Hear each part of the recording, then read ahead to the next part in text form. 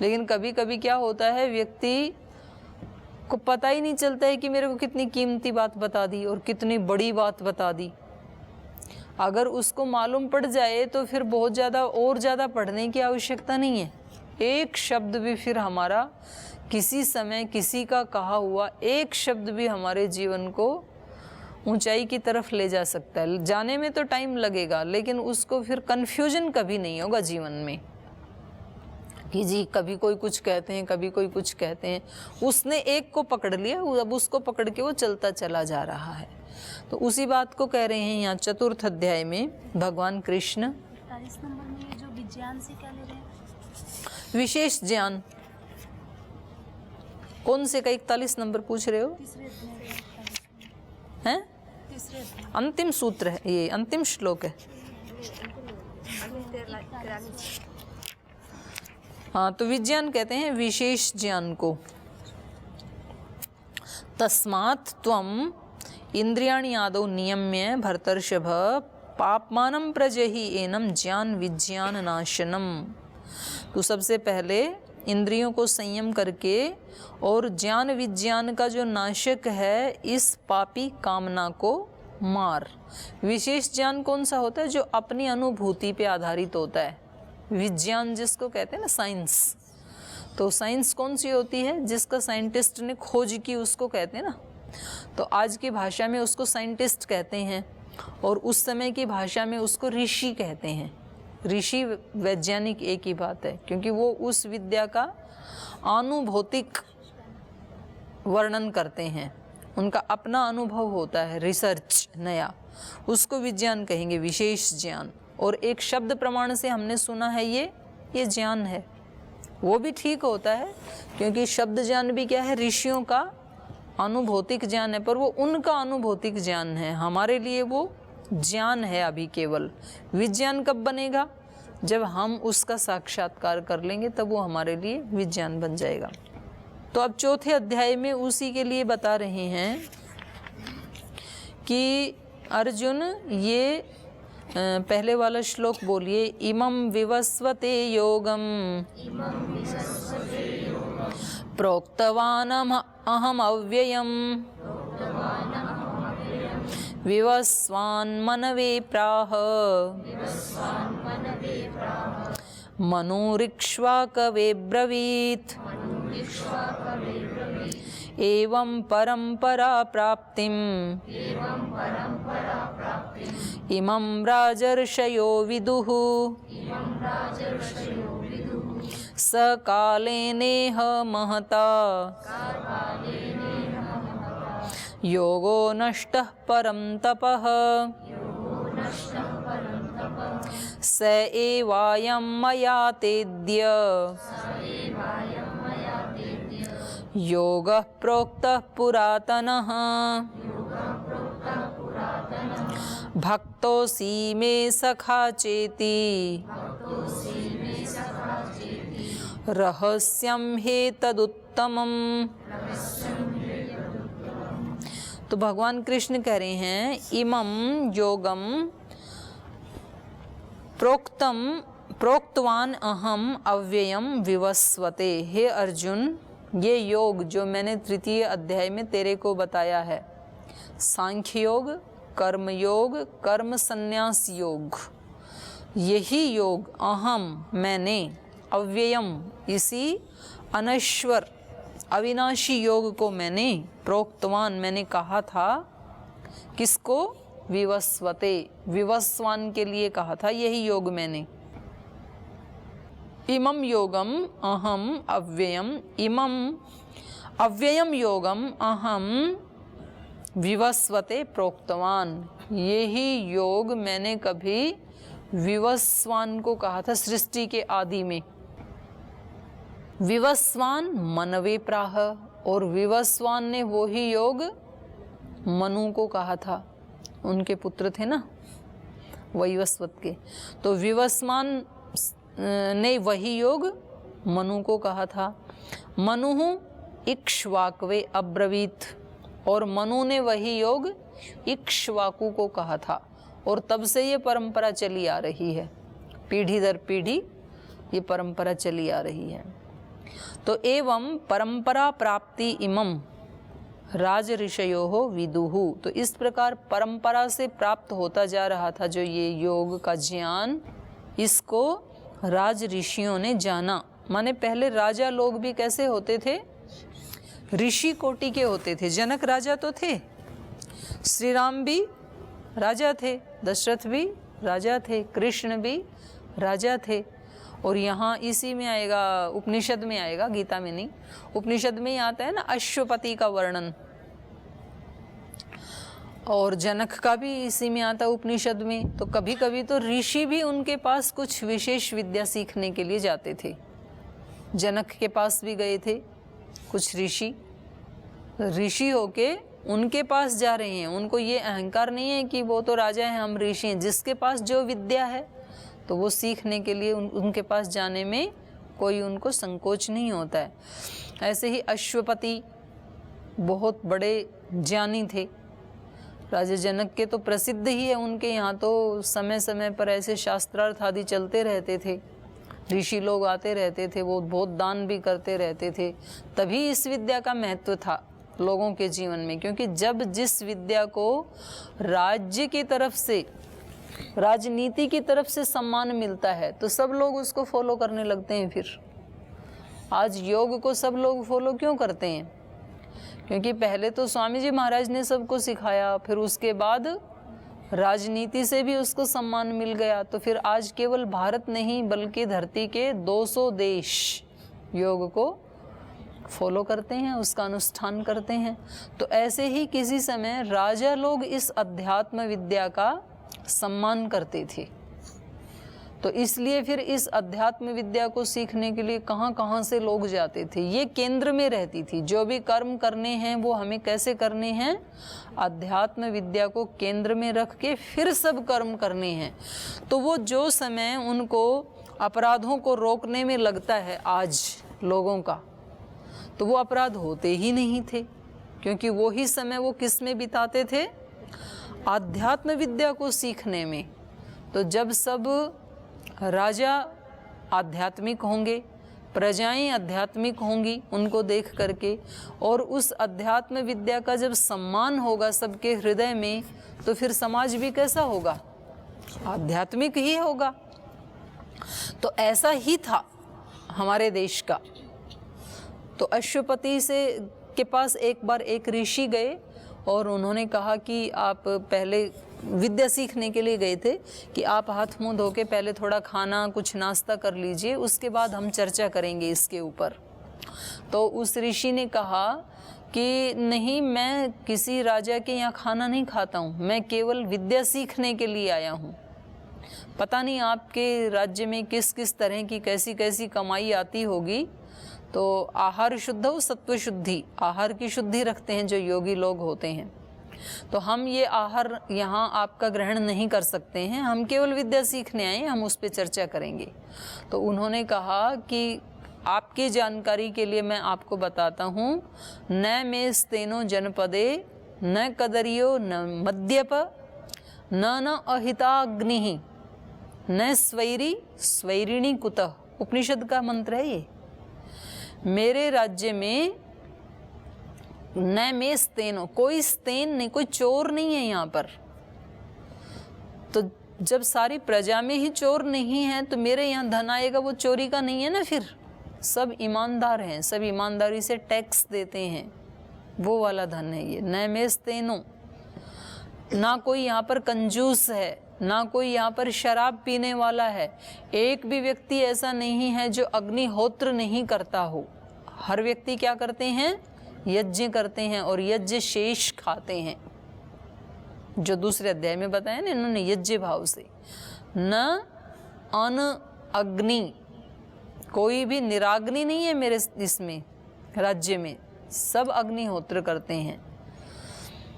न अविद्वान, कोई भी अविद्वान नहीं है। ये नहीं कहा कि सब साक्षर हैं, सब पढ़े लिखे हैं, ये नहीं कहा। आजकल सरकारें अभियान चलाती है ना, साक्षरता अभियान, और फिर उसमें केवल नाम लिखना सिखा देते हैं कुछ लोगों को जो आदिवासी या ग्रामीण एरिया है वहाँ पर, तो उनको केवल नाम लिखना सिखा दिया और इतने मात्र से फिर रिपोर्टिंग क्या बना देते हैं कि इस स्टेट के लोग 99% साक्षर हैं। साक्षर माने केवल साइन करना आ गया, जैसे केरल आदि की रिपोर्ट आई थी पहले। तो ऐसा नहीं है, ऐसा नहीं कहा राष्ट्रपति ने, उन्होंने कहा कोई भी यहाँ पर अविद्वान नहीं है। माने यहाँ पर कर्मचारी भी विद्वान हैं और यहाँ पर अधिकारी भी विद्वान हैं, यहाँ पर खेती करने वाले भी विद्वान हैं, यहाँ पर रिसर्च करने वाले भी विद्वान हैं, पढ़ने वाले भी, पढ़ाने वाले भी, सब विद्वान हैं। यहाँ पे कोई भी अविद्वान नहीं है मेरे राज्य में। तो सोचो ज्ञान का कितना महत्व था उनके वहाँ। न स्वैरी, जब सारे विद्वान हैं, जब सारे ज्ञानी हैं, तो कोई भी फिर दुराचारी व्यभिचारी कैसे हो सकता है?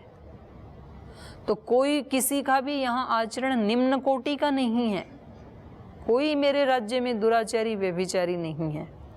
तो आप सोचें कि कितनी कैसा समाज रहा होगा। उस समाज में कोई अपराध कैसे हो सकता है? उस समाज में कोई रेप कैसे हो सकता है? उस समाज में कोई दहेज प्रथा कैसे हो सकती है? उस समाज में कोई लूट डकैती कैसे हो सकती है? सब अपने अपने आध्यात्मिक जीवन जी रहे हैं, अपना अपना पुरुषार्थ करते हैं अपने अपने फील्ड में।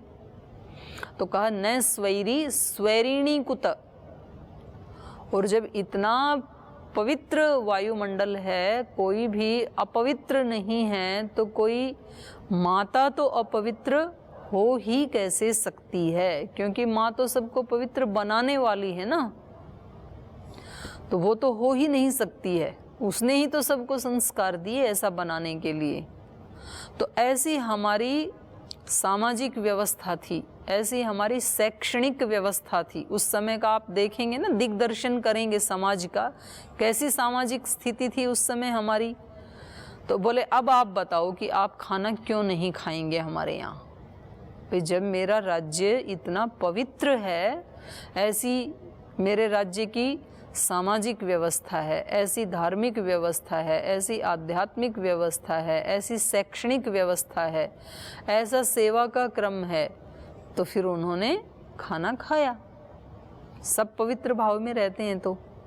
तो हमारे यहाँ इन्होंने कहा राज ऋषयो विदुहु, ये जो परंपरागत ज्ञान था, आध्यात्मिक ज्ञान, ये हमारे यहाँ वैवस्वत से लेकर के, मनु से लेकर के, इक्ष्वाकु से लेकर के, इस तरह से ये परंपरा से चलता आ रहा। ये भी सब क्या है? राजा हैं। मनु भी राजा थे ना, इक्ष्वाकु भी राजा थे। ये सब राजवंश में पैदा होने वाले लोग हैं। फिर उनसे इक्ष्वाकु वंश में राम पर्यंत जितने भी हुए, तो वो सब इसी विद्या के अनुयायी थे। इसलिए तो राम राज की प्रशंसा होती है ना।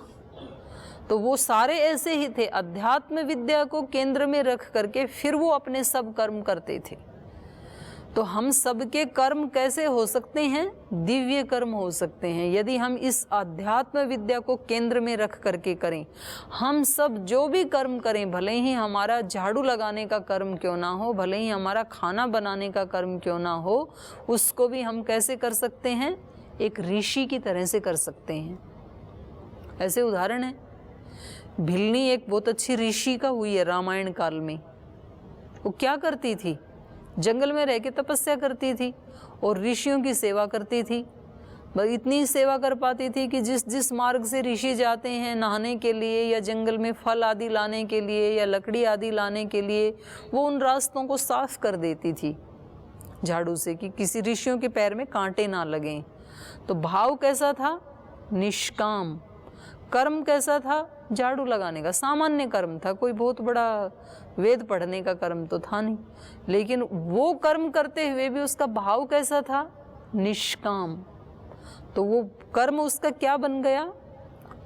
पूजा बन गया, साधना बन गया, और उसी कर्म से वो एक ऐतिहासिक महिला बन गई। जब तक इतिहास रहेगा रामायण का या राम का, तब तक उस साध्वी का नाम भी रहेगा। तो हम अपने सारे कर्मों को दिव्य बना सकते हैं। कोई कर्म छोटा बड़ा नहीं हो सकता है। और कभी हमें अपने मन में ये भाव भी नहीं लाना है कि ये सेवा करने वाले, ये पढ़ने वाले, ये पढ़ाने वाले, वो तो ड्यूटी है सबकी। एक ये नाटक चल रहा है, एक ड्रामा है, उसमें सबकी अपनी अपनी ड्यूटी है। तो कौन उसको दिव्यता से करता है, वो ही सबसे अच्छा अभिनेता है, उसी को अवार्ड मिलता है ईश्वर की तरफ से। तो हमें ऐसे कर्म करने के लिए ये हमारा इतिहास भी प्रेरित कर रहा है कि ये जो परंपरा से ये योग विद्या थी जो आज मैंने तेरे को बताई, इसको राज ऋषयो विदुहु, इसको राज ऋषियों ने जाना। और फिर सकालीन इह महता योगो नष्ट परम तपः। हे परम तपस्वी अर्जुन, कालक्रम से ये जो महान योग था जिसका इतना महत्व था, राजा में प्रजा में, यथा राजा तथा प्रजा, बड़े जिसको महत्व देंगे तो छोटे तो अपने आप ही देते हैं। फिर जैसे मान लो यहाँ पर पतंजलि योगपीठ में यदि योग को, शिक्षा को स्वामी जी महाराज महत्व देते हैं तो फिर हम सब भी देते हैं। और यदि ऊपर से ही महत्व ना दें, महाराज जी योग को महत्व ना दें, योग ना करें, केवल उसका उपदेश दें, और वो स्वयं भी ज्ञानी ना हों यदि, और पढ़ने को भी वो महत्व ना दें, तो फिर यहाँ विद्वान कैसे तैयार होंगे। तो ऐसे ही समाज में भी जैसे राजा जिन चीज़ों को महत्व देते हैं, जिसको अच्छा मानते हैं, तो प्रजा के लोग भी उसको ही मानने लगते हैं, उन्हीं को फॉलो करते हैं वो भी। तो इसलिए कहा कि कालक्रम से ये जो महान योग था, हे परम तपः नष्टः, फिर वो नष्ट हो गया। बड़ों ने उसको फॉलो करना छोड़ दिया, इसलिए फिर नीचे वाले छोटों ने भी उसको फॉलो करना छोड़ दिया। तो ये नष्ट हो गया था। ये योग जो मैंने तेरे को बताया है ना, ये बहुत बड़ी रहस्य की बात बताई है मैंने तेरे को।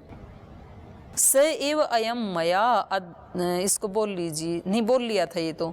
स एव अयम मया ते अद्य योग प्रोक्तः पुरातन, वो ही जो पुरातन योग जो कभी मैंने सृष्टि के आदि में विवस्वान को बताया था, फिर उन्होंने मनु को बताया, उन्होंने इक्ष्वाकु को बताया, उनसे चलते चलते वो बहुत राज ऋषियों ने उसको जाना, वो जो नष्ट हो गया था, उस पुराने योग को, पुरातन मतलब पुराना, अति प्राचीन, उस अति प्राचीन योग को अद्य मया ते प्रोक्तः, आज मेरे द्वारा तुझे कहा गया है, आज मैंने तुझे सिखाया है, ये योग तेरे को बताया है। ये बहुत पुराना है, इसको ऐसे बातचीत मात्र मत समझ लेना कि इन्होंने मेरे को भाषण दे दिया।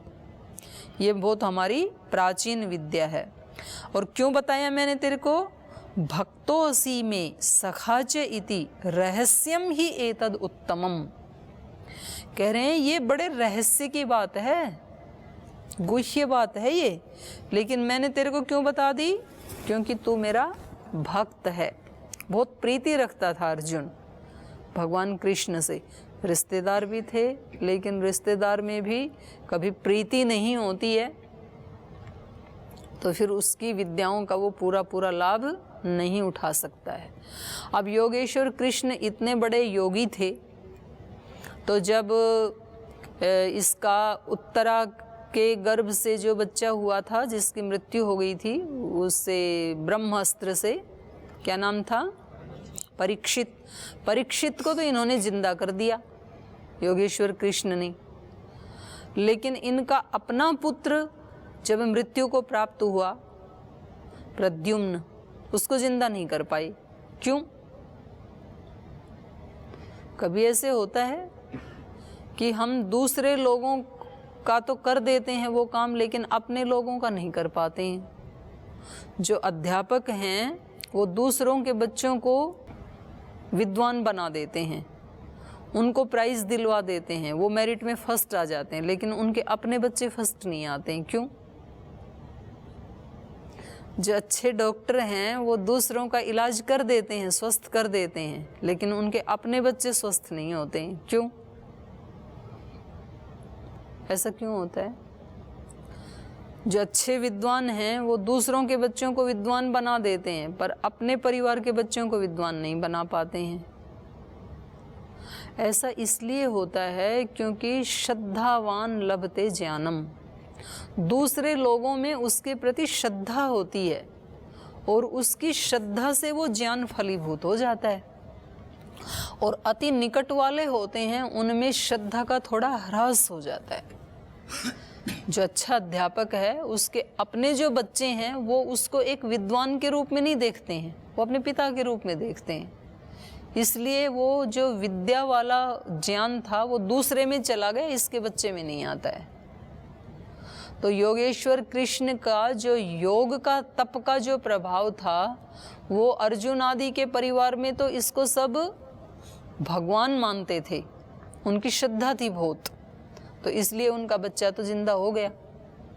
इनके अपने परिवार में इनका जो बेटा है वो उसको पिता रूप में ही देखते थे, योगेश्वर रूप में उनकी श्रद्धा नहीं थी, इसलिए वो उसके लिए कुछ नहीं कर पाए। तो इसलिए इन्होंने कहा कि मैं तेरे को क्यों बता रहा हूँ, भक्तोसी, तू मेरा भक्त है।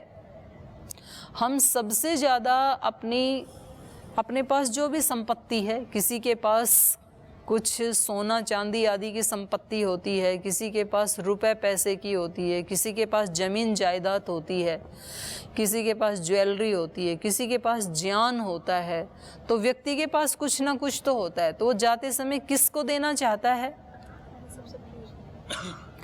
किसको देना चाहता है, जिसको वो प्रिय समझता है। अभी कुछ दिन पहले, लगभग 1-1.5 महीना पहले ही कोई वो माता जी ना लंदन यूके में रहती थी और अपने सारी प्रॉपर्टी स्वामी जी के नाम करके चली गई। और वो मतलब स्वामी जी जानते भी नहीं हैं उनको, पर वो उनको जानती है, उनके कार्यों को जानती है, अपने बच्चों को नहीं दिया। ऐसे भारत में भी बहुत लोग कर देते हैं, कई लोगों ने ऐसे किया हुआ है। तो हम किसको देना चाहते हैं और अपने बच्चों को भी दें, तो उनमें भी जो 2-3-4 बच्चे हैं उनमें से किसको देना चाहेंगे, जो हमारे प्रति सबसे ज़्यादा श्रद्धा रखता है, हमारा भक्त है, उसको ही तो देना चाहेंगे ना। बाकी सबको दे देंगे, फिर थोड़ा छिपा के रखेंगे, वो उसको चुपके से दे देते हैं कि इसके बारे में किसी को चर्चा मत करना। तो योगेश्वर कृष्ण कह रहे हैं भक्तोसी में सखा चैति, तू मेरा भक्त भी है और मेरा मित्र भी है, इसलिए मैं ये रहस्यम ही एतत्, उत्तमम रहस्यम ही एतत्, ये उत्तम रहस्य की बात है ये जो योग है, और ये रहस्य मैं तेरे को बता रहा हूँ। और दूसरा रहस्य कौन सा है, दूसरा रहस्य ये है कि मैंने ही उस समय बताया था, ये भी तो रहस्य की बात है ना। नहीं तो कई बार व्यक्ति क्या करता है, जो व्यक्ति बता रहा है उसके शब्दों की तरफ तो ध्यान दे लेता है, लेकिन जो बता रहा है उसका व्यक्तित्व कैसा है उसकी तरफ कई बार ध्यान नहीं देता है, तो उसकी आधी बातें सुन लेता है, आधी नहीं सुनता है। और जब वो बताए कि देखो मैं आपको चुपके से बता देता हूँ कि मैं कोई सामान्य व्यक्ति नहीं हूँ, मैं अवतारी पुरुष हूँ, तो फिर वो व्यक्ति थोड़ा सा हिलता है, हम तो आपको सामान्य ही समझ के सुन रहे थे आज तक। तो ये एक रहस्य की बात थी, वो सबको नहीं बताते हैं कि हम अंदर से कितने महान हैं, ऐसे थोड़ी बताएगा कोई व्यक्ति। मैं ही मतलब, मैं का मतलब है वहाँ पे विशुद्ध आत्मा, कि ये ज्ञान मैंने ही कभी उस समय सृष्टि के आदि में, माने बिल्कुल यहाँ पर जो अद्वैतवाद वाली स्थिति है, अहम ब्रह्मास्मि, उसमें खड़े होकर के कृष्ण बोल रहे हैं। ब्रह्म को भी जब अपना ज्ञान देना होता है तो किसी को माध्यम बनाएगा ना। वेद का ज्ञान किसका है, मनुष्य का है कि ईश्वर का है, ईश्वर का है। लेकिन वेद का ज्ञान ईश्वर ने कैसे दिया, किस माध्यम से दिया, मीडिया किसको बनाया, ऋषियों को बनाया। तो ईश्वर को जब अपनी कोई विभूति अभिव्यक्त करनी होती है तो किसी को तो मीडिया बनाएगा ना, किसी को तो माध्यम बनाएगा। तो उसी को कुछ लोग अवतारवाद बोल देते हैं, उसी को विशेष विभूति बोल देते हैं। तो योगेश्वर कृष्ण क्या हैं, अहम ब्रह्मास्मि वाली स्थिति, इतनी उच्च कोटि के योगी हैं, वो योगेश्वर हैं, वो भगवान का ही एक चैनल बने हुए हैं, भागवत शक्ति उनके माध्यम से काम कर रही है। तो वो कह रहे हैं एतद् ही उत्तमम रहस्यम, ये उत्तम रहस्य की बात बता रहा हूं मैं तेरे को।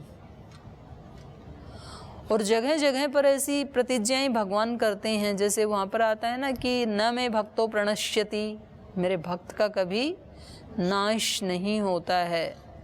फिर लोग कहते हैं जी हम तो देखते हैं लोक में जो ज़्यादा भगवान के भक्त होते हैं उनका सबसे पहले नाश होता है, सबसे ज़्यादा दुखी उनको देखा जाता है जो सत्य आचरण करते हैं, और जो उल्टा पुल्टा आचरण करते हैं, जुगाड़बाज होते हैं, तिकड़मबाजी होते हैं, वो सुख पाते हैं। तो भगवान कैसे रक्षा करते हैं? वो कहते हैं कि उस स्थिति में भी वो व्यक्ति अपने आचरण से गिरता नहीं है, जीवन मूल्यों से गिरता नहीं है, मैं उसके भावों की रक्षा करता हूँ।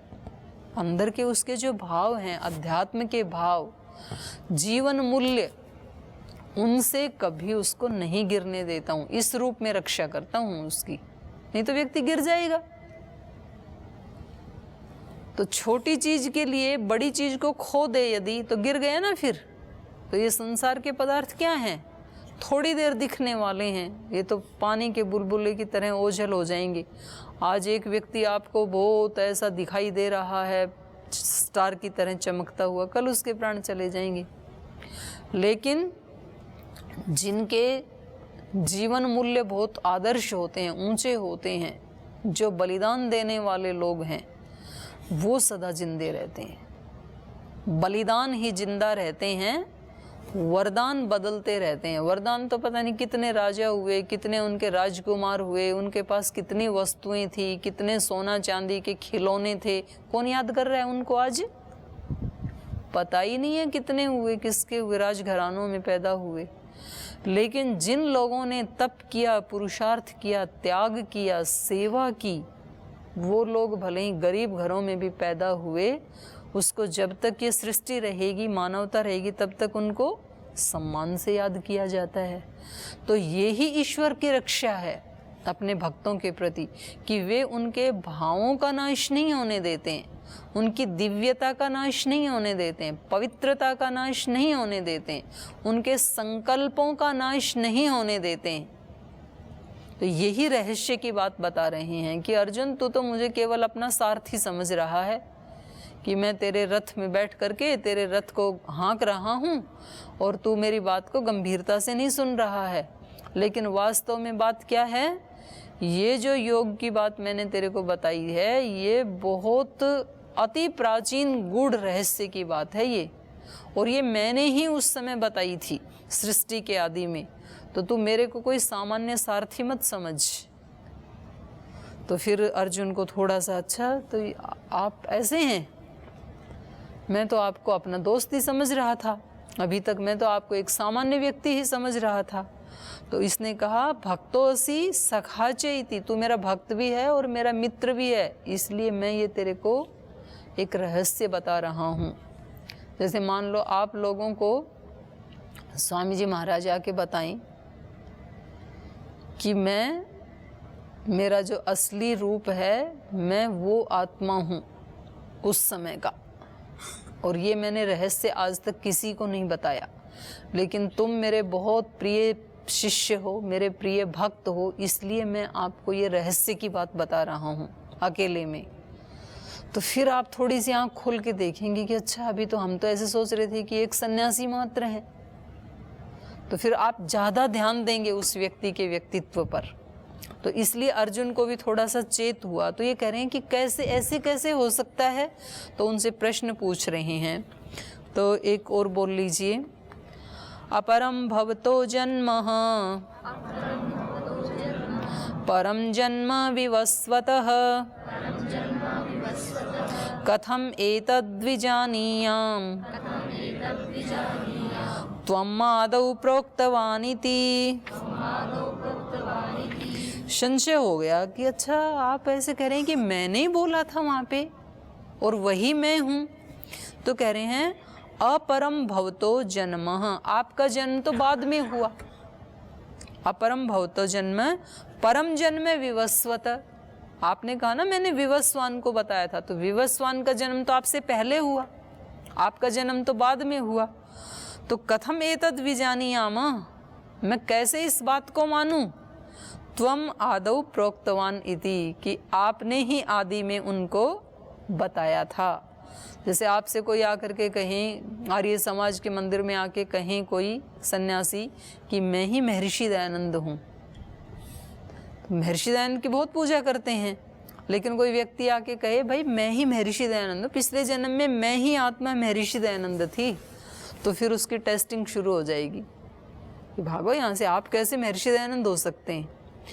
रोज भगवान कृष्ण को बुलाते हैं, भक्ति करते हैं, भजन गाते हैं, और फिर कोई आके कहे कि मैं ही कृष्ण हूँ, तो फिर उसको स्वीकार नहीं करेंगे, तो उसको भगा देंगे। तो अर्जुन भी उसकी मतलब उसको स्वीकार नहीं कर रहे हैं तुरंत कि मैं कैसे मानूं कि आपने ही ये ज्ञान सृष्टि के आदि में विवस्वान को दिया था, आप तो बाद में पैदा हुए, वो तो पहले पैदा हो गए थे। तो ये मेरे को ज़रा समझाओ, डाउट हो गया मेरे को। तो अब भगवान इसके बारे में बताएंगे, तो ये हम कल पढ़ेंगे, आज समय हो गया, यहीं पाठ को विराम देते हैं।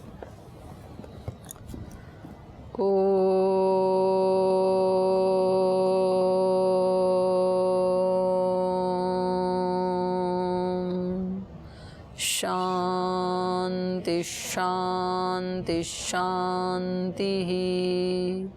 श्री गुरुभ्यो नमः।